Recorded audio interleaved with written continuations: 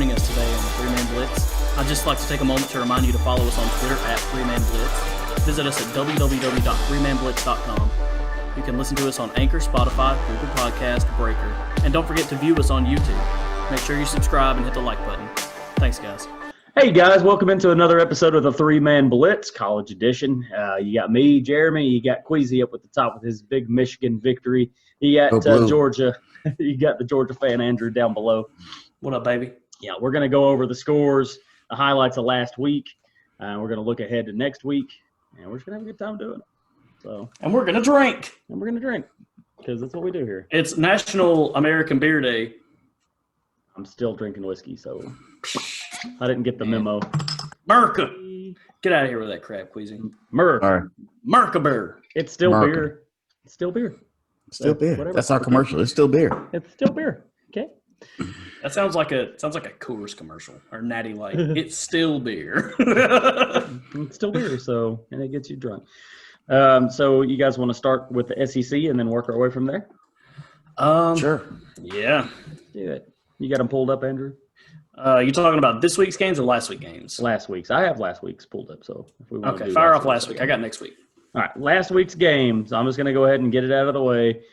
If you follow the channel, you know that I'm a big Tennessee fan. You can see it in the background. We played Alabama, the tier below the NFL, and they just ran right through us. Kwesi's making the sour face. Yeah, that's about how Tennessee fans looked when we played Alabama. They beat us by 31. It was like 48-17, I think. Yeah, 48-17, which is garbage.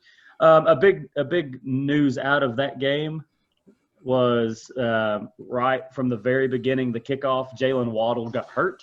Yeah, unfortunately. That dynamic receiver, which I even said it right then. I was like, well, I mean, it helps us, but it really sucks. Yeah, I hate to hear that. Yeah, he had an ankle injury. He had to have surgery on it. They're saying 6 to 8 weeks. I say bullshit. I think it's going to be longer than that. Yeah, but it seemed like it was similar to what happened to Dak Prescott. Nick Saban said that he wasn't coming back this season. So that's probably more. Yeah, the season's pretty much over anyway. Yeah, we've only got 5 weeks left, not counting playoffs. So that would be about right. 6-8 weeks. He's probably done. So there wasn't much to say about that game. Bama outclassed Tennessee in every way. Vomit. Move on.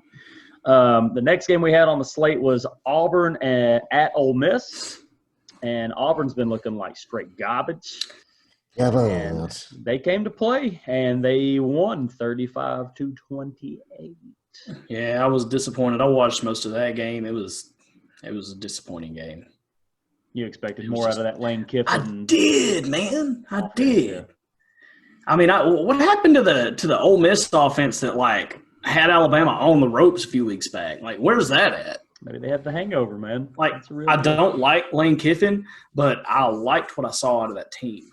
And I think the team is 5 times more dynamic when John Rice Plumlee is in playing. I like Matt Corral. I like his big arm, and yes, he can run too.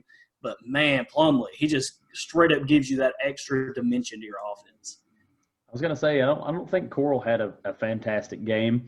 I only got to watch bits and pieces, but when I did see him, he was missing some throws, not capitalizing on some situations. So it's tough to win that way, man. Looks like he has the raw talent to be a fantastic franchise NFL quarterback, but something's just not clicking here. I don't know what it is.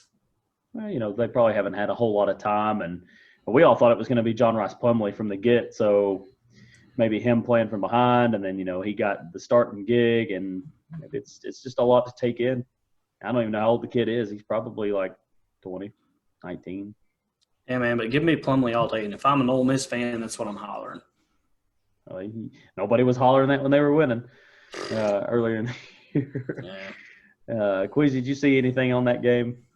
Yeah, I didn't imagine you would. And a lot of these games, SEC fans might have taken notice, but unless you're a fan of it, you probably didn't watch. The next game we had on the slate was Kentucky at Missouri, and Kentucky fresh off their Tennessee thrashing, which is exactly what it was, 34-7. Missouri came in and took care of them Wildcats, 20-10. So what the crap? I think that's pretty much 2020 college football in a nutshell exactly. at this point. Yeah, I've said it before. You're gonna see a lot of games like that. So I'm not surprised to see Arkansas play somebody tough right now. No doubt. That's okay. So there's two teams that's like the exception to that. What you just said. Mm-hmm. Every other team is like, well, I don't know what they got week to week.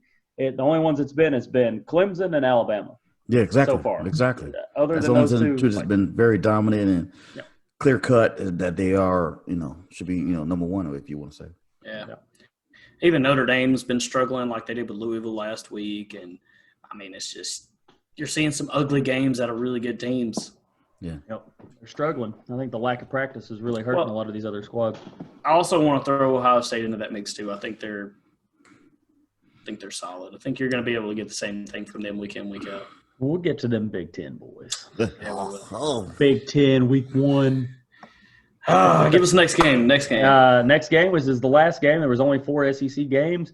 South Carolina at LSU. LSU continues that good offense, and they're looking more like what we expected them to look like at the beginning of the year. They won 52-24. Okay. And a lot of dissension going on there with South Carolina. People really pissed at Muschamp. I'm hearing it. I'm already hearing it. Hot seat. I'm seeing it too. And, I mean, we kind of decided that before the beginning of the season, and then we had the conversation like, well, with the COVID year, does he kind of get a pass this year? What's going on? But apparently not. Y'all fans is pissed off. Fans do not like to lose. Tennessee fans are pissed too. I'm like, man, I don't know. I just, what are you gonna do? That's wrapped up the SEC. That's all there was. So big takeaways. Andrew, did you have anything that really surprised you in the week? Or well, speaking on the South Carolina game, I'm surprised at how little they scored against this awful LSU defense. I honestly thought they could go in here and actually even pull off the upset, but I wish I had got to see more of that game to see if LSU's defense has really turned the corner and maybe they're actually shoring up some of their issues, or if it was more of a South Carolina struggle. So, and I won't know now unless I go back.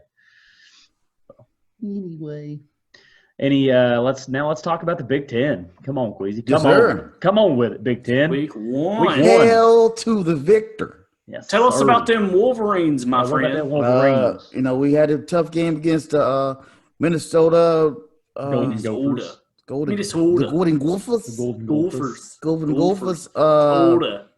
The jar game. So it's a rivalry game for us.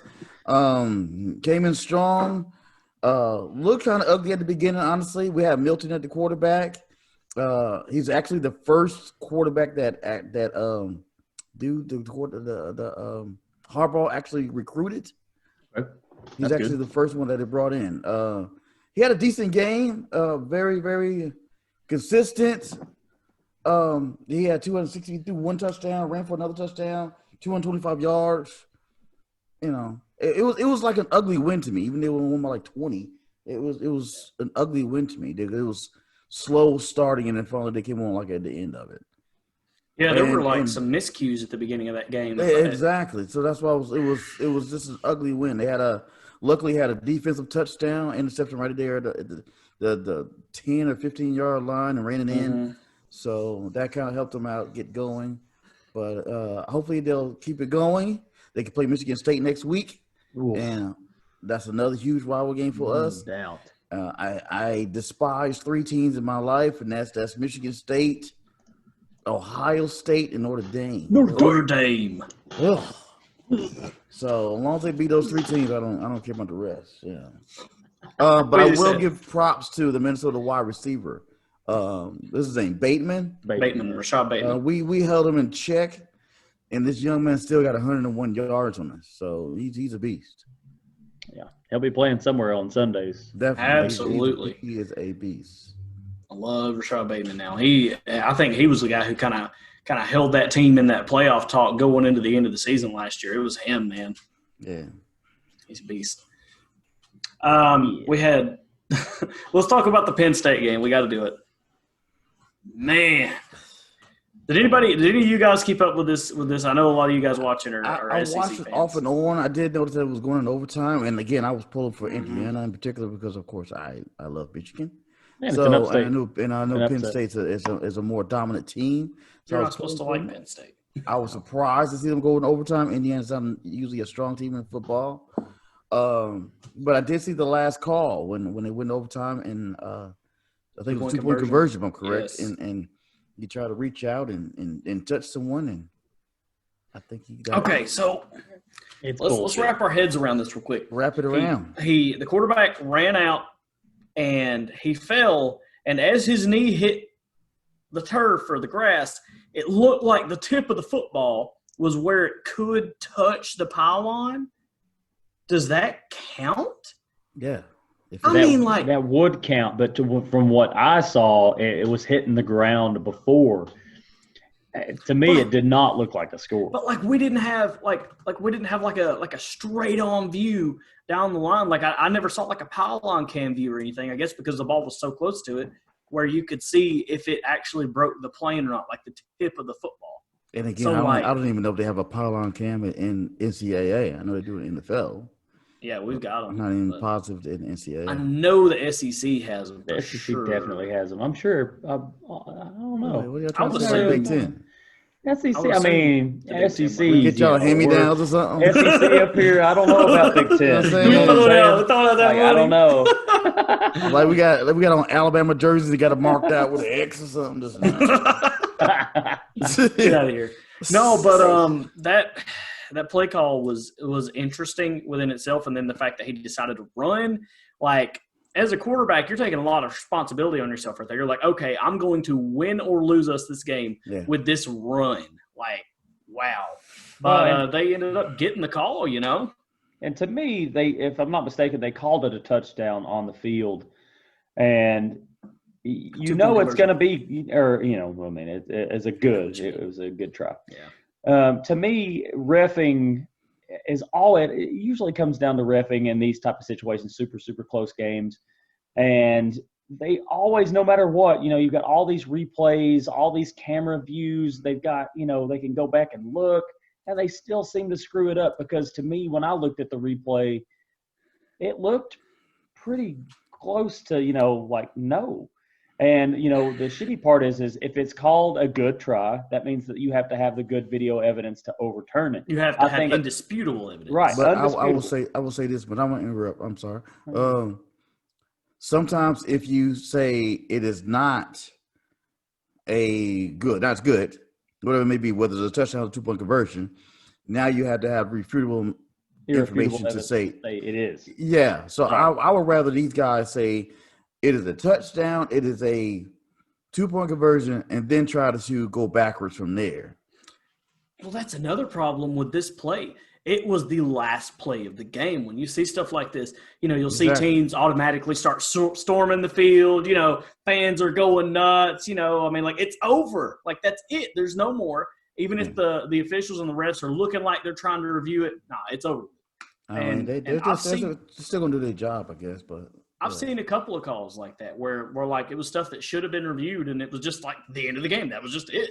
They're standing there trying to review it, trying to look at it, but there's no going back. They've already ripped their jerseys off and slinging them above their heads. It's over. Yeah. Yeah. All I know is it sucks. It looked to me as a casual fan, I didn't have any, skin in that game. It looked like it was not a good try. But I like the fact that they lost. As Penn State, you shouldn't have let them hang around. When you let teams hang around that shouldn't be hanging around, they usually win. Yeah. It's true. Ask Seattle. Exactly. Ask Seattle in the NFL. Come on. And Ohio State, Jeremy, you got that game pulled up? Last week's? Yeah. Boom. I know going into halftime, or it was right before halftime, they were tied 14-14, and I was like, oh, look, Ohio State getting exposed, and then Justin Fields just started dropping dimes, and I was like, never mind. I also was watching that game a little bit, Scott Frost, he's got Nebraska going, I think, in the right direction, but it looked more of Ohio State kind of like the cat playing with its food before it just devours it. And I kind of looked up after halftime, and it was like, oh, what happened? They scored two quick scores or something. It ended up being 52-17. Yeah. Justin Fields, man, he was tearing it up. So, is this somebody else you guys are going to adopt once he goes to the pros? Didn't he used to play in the SEC? Yeah, he did. Oh, yes, he did. He played for Georgia. some stupid dog team. So again, is this some dude you're going to adopt once he goes to the pros? You gonna say start claiming him as a Georgia? Yeah, like they did Kyler Murray. It is what it is, my guy. Alabama. No, Hey, he went to Oklahoma. We let him go. Don't even get me started on Kirby Smart and his quarterbacks, man. Don't even get me started. I will start it. I'll rant for 10 minutes. I'll be like Jeremy on JG over here. Don't you say that. Seriously though,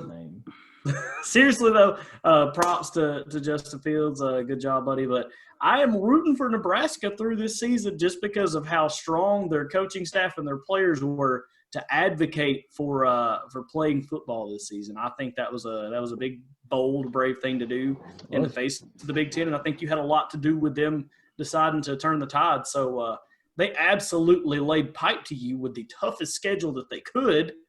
But good job, guys. It did look like they kind of screwed Nebraska intentionally. From the outside looking in, it was like, yeah, take a look at that schedule. It's rough. Hey, it's rough. I don't care. I'm going for anybody against Ohio State. So I heard that. So Nebraska, our thoughts and prayers are with you as you go through your hellish schedule. I will say that there's two things that the Big Ten has going for them. One, they started later than everybody else, and they've been practicing the entire time. So they have had a ton of practice time, got the leg up. Preparation. And then there's a lot of talk about a good percentage chance the Big Ten gets two teams into the NCAA playoffs. Yeah, and let me speak to this on this side for me. The NCAA again should have stepped up months ago and laid down guidelines for the whole nation and all the divisions and conferences. They gave them a deadline of whatever date it is. If your conference is not playing by this date, you are not eligible for national championship. Period. I would agree with that. And there's a couple things with that. One, the NCAA, and we talked about it in a previous video. It's a long video ago, but I think we all had pretty strong suggestions and opinions that they're a joke. I think a lot of people think NCAA is a joke. They just let anybody do whatever they want. They reap all the money, and they don't give a damn. They'll let this guy come and play. They'll let that guy not. There's no rhyme or reason to anything, and they're just a joke. Exactly. And I'm a diehard Michigan fan. Love my team. But coming to play into the NCAA, 5 or 6 games after the SEC and after a couple other conferences, at ACC, probably.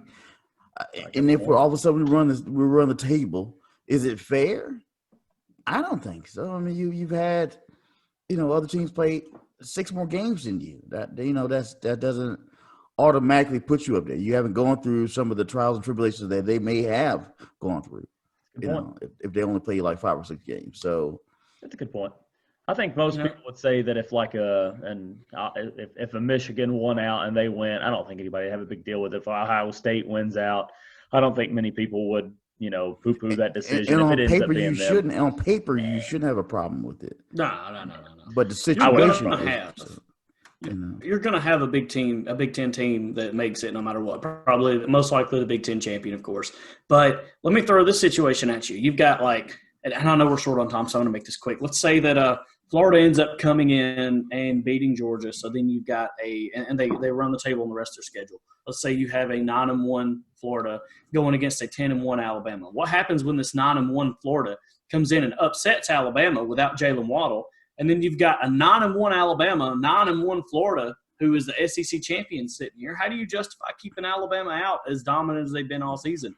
Or, there's plenty of ways this could work out to where you got teams like Notre Dame, maybe with 1 loss, or, Michigan could end up with 1 loss. Unfortunately, that should have happened a couple times before. Years ago, Ohio State actually won a national championship on their 3rd-string quarterback.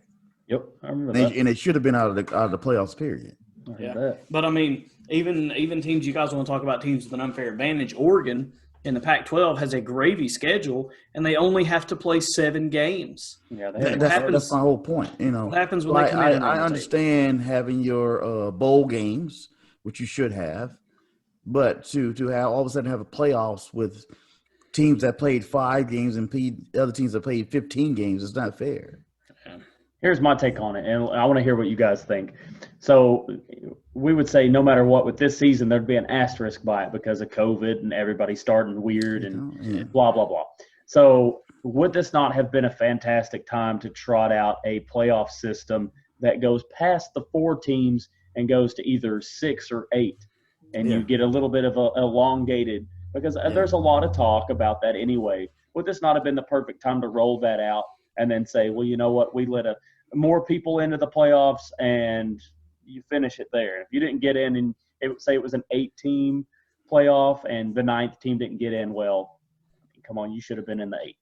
Well, I've been lobbying for an 18 playoff since the playoff was created, but I guarantee you by the end of this season, I could make a case for 8 teams that absolutely should be in the playoffs, and that's including the Pac-12 team like Oregon that's probably going to be eligible. And let me throw this out there. I think eventually it will be this. I think it really will be your conference winners from your top the 5 Power 5 conferences, and then 3 at-large teams. Yeah. After that, I mean, who would really be able to get in?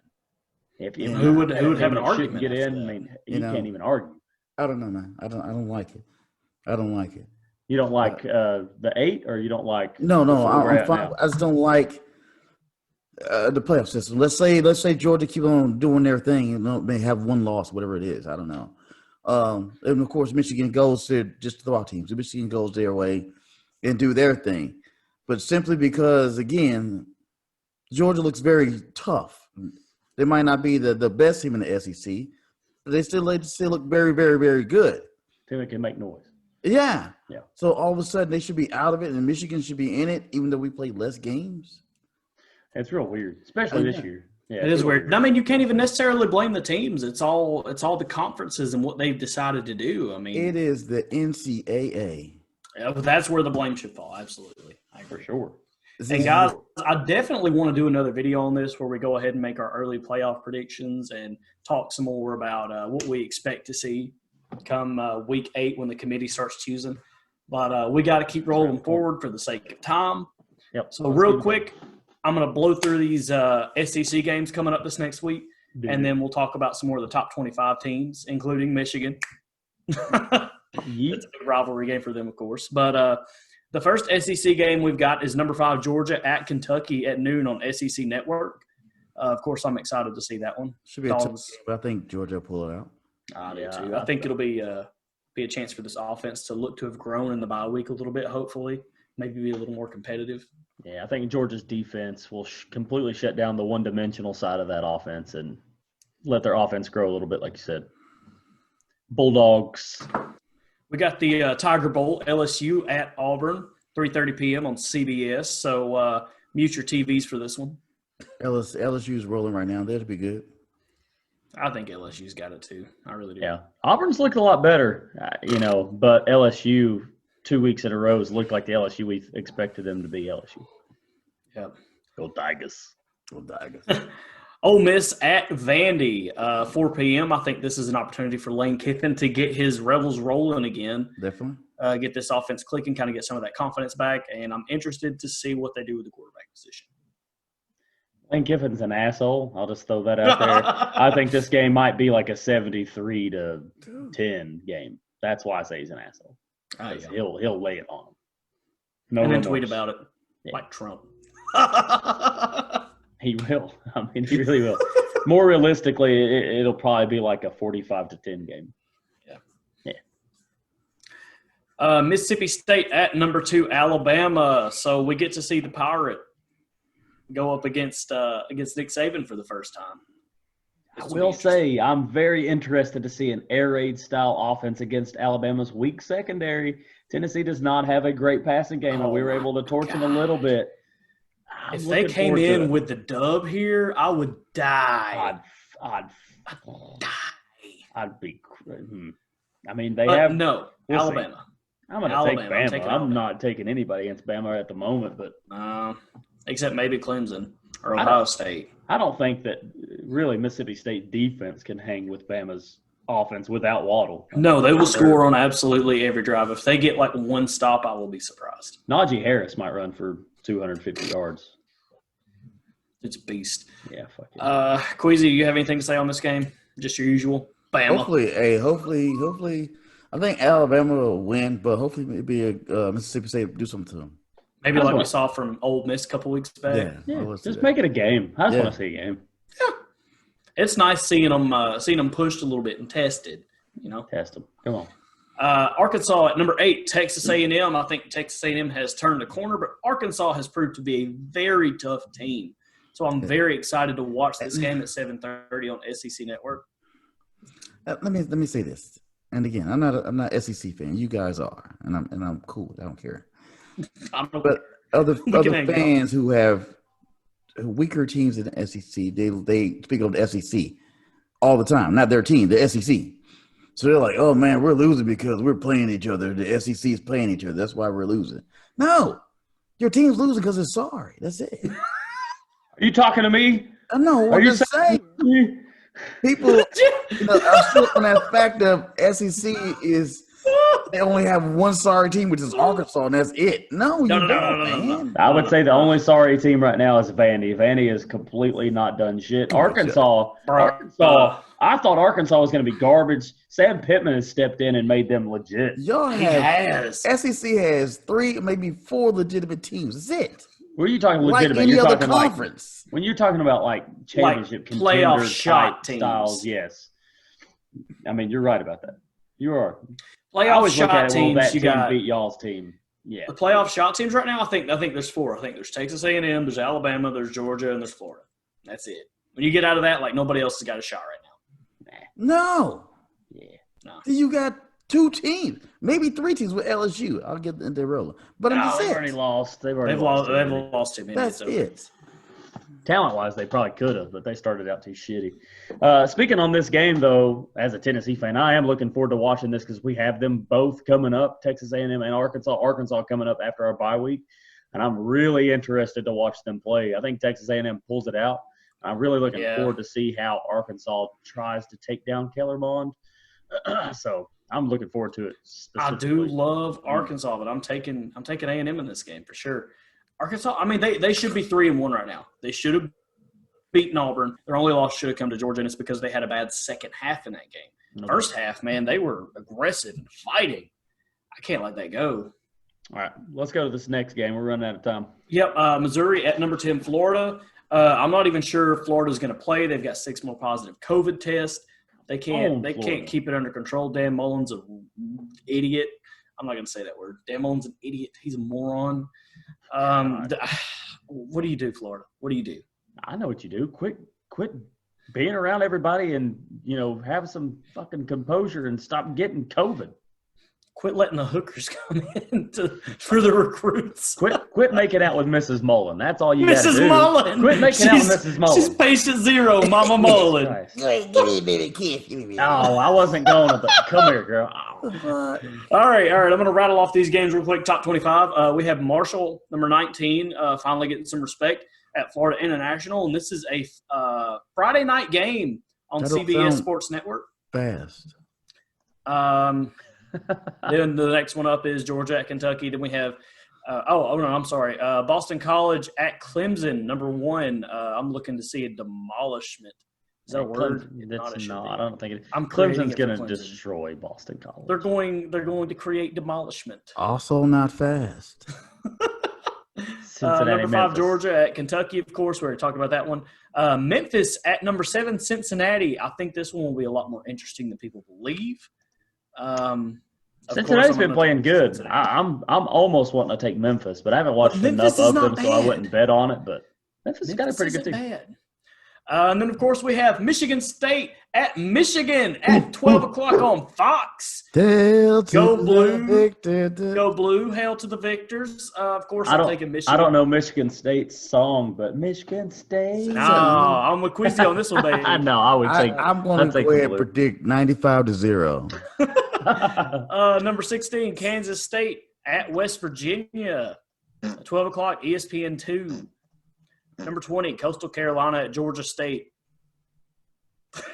That's 12 o'clock on ESPNU. Dude, Coastal Carolina is number 20. What the hell are we doing Yes. here? Number 23, Iowa State at Kansas, 12 o'clock on Iowa Fox State. Sports Iowa 1. They'll destroy them. Number 4, Notre Dame at Georgia Tech, 3:30 on ABC. Boo, go Tech. God dang. Notre Dame's got it, of course. Number 9, Wisconsin at Nebraska. This is that Nebraska schedule we were talking about. 3:30 p.m., Fox Sports 1. Wisconsin. Yeah. Wisconsin. Number 17, Indiana at Rutgers, 3:30 p.m., Big Ten Network. Hey, Rutgers is a team that usually pulls out an upset somewhere. No, They might do it never against won in the Indiana. Big Ten, bro, except for one time. Okay, so Texas at number 6, Oklahoma State on Fox. Texas could pull the upset here, but I love Oklahoma State and Chuba Hubbard, man. Chuba Hubbard. A lot of people are looking at this game asking, is Oklahoma State for real? Because they might worm their way in to that playoff. It's a real possibility. They'd have to I'll definitely put them in the conference championship at least. I'll be watching. Maybe. That'll be an interesting game. 4 p.m. at Fox, on Fox. We've got, of course, Mississippi State at Alabama, 7 p.m. Boise State at Air Force. Number 25, Boise State on CBS Sports Network at 6 p.m. Of course, I'm taking Blue Turf Boise State here. I'll take Boise. Now, this is an interesting one. Number 3, Ohio State at Penn State. Number 18, 7:30 p.m. on ABC. Penn State got screwed out of that game last week. Who are you guys taking? Ohio State. I mean, I'm taking Ohio State, but I'm hoping Penn State's pissed, and I hope they come out here and take care of business. But, I'm going to take Ohio State until I see reason not to take them.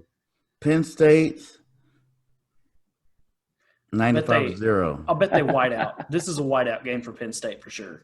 They always wear white. All 10,000 fans of them. They 10%, 15%, 25%. All 12 fans wearing white. They can't even really do a whiteout. Okay, and of course we talked about Arkansas at number 8, Texas A&M, 7:30 SEC Network. Missouri, Florida, 7:30 SEC Network. If they play. Alternate channel. If they play, they're not going to play. Navy at number 22, SMU, 7:30 on ESPN2. It is what it is. SMU, Navy looks like trash. They can't tackle. Number 15, North Carolina, after suffering that upset a couple of weeks back, they're facing Virginia, 8 o'clock p.m. on ACC Network. Hey, that could be an upset. Virginia's not looked bad. They've actually looked pretty good. They've just not had a couple things go their way. North Carolina better be watching out. And number 24, Oklahoma, managed to sneak their way back into the top 25. And they're facing Texas Tech at 8 p.m. on Fox. And the last one we've got here is Western Kentucky at number 11, BYU, 10:15 on ESPN. BYU finally getting some respect. Hey, BYU's going to light it up. Yes. Light it up. I like BYU a lot. You guys, if you haven't watched BYU, check them out. They are a sneaky playoff pick here. I like BYU. I'd go put money on them if I knew the payout was going to be pretty good. I think it would be. It wouldn't be. Yeah. It would be. Nobody's going to take against them. No, I'm talking about for the playoff. Oh, no. Yeah. No. See, so you're saying no, exactly. No. All right, guys. Well, it's been real and it's been fun, and it's even been real fun because I'm pretty drunk. But remember, today's National American Beer Day. You ain't getting that drunk off beers. We ain't drink that many beers. No, I'm drinking lots of whiskey over here. I'm only on 3. Whatever. You guys got anything else to throw out? Yeah, just go and follow us and, hit the subscribe button and give us a like and drink, follow, comment. Hey, send us a bunch of questions too. We need to do like a mailbag segment. That'd be fun. Yes. Get in my mailbag. My mail sack. Yeah. That's gross. Anyway. As we like to say around here. Kwesi had to clean his ear out after that. All right. He needs a shower. Anyway. Thanks for sticking with us, and go for 3. Go for 3. Go for 3, baby.